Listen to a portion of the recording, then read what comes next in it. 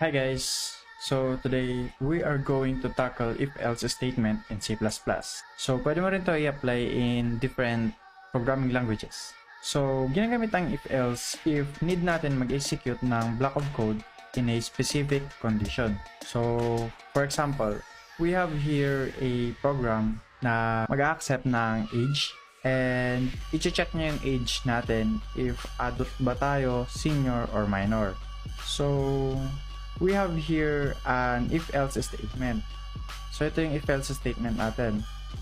May isa tayong if, may isa tayong else if, mayroon din tayong isang else. So sa if, ito lagi ang pinaka-start ng if-else statement. Kung walang if, wala ring else if or else. So try tayo ng example.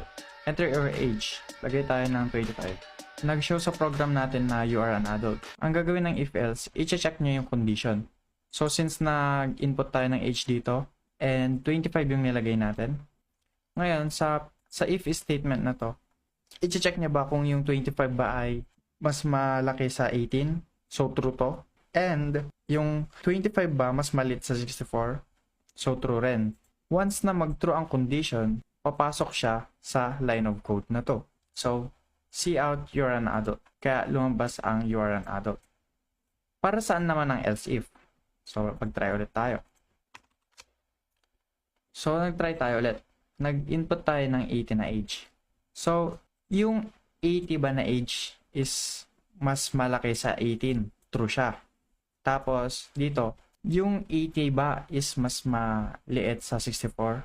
False. So, pag i-compute natin, ang true and false, once na may false sa end, matik na false na siya.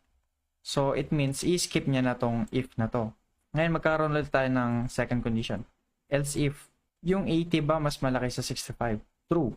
Once na mag-true ito, papasok na siya sa block of code na to. You are a senior. Ano naman ang silbi ng else? So, ang silbi naman ng else, guys, ay kung nag-false itong if at nag-false itong else if, ito ang magpapakita. So, check natin. Yung age ba is mas malaki sa 18. False na, di ba? Yung 2 ba, mas malaki sa 65. False agad. Ngayon, papasok na siya dito sa else if natin. Since, wala nang ibang else if dito.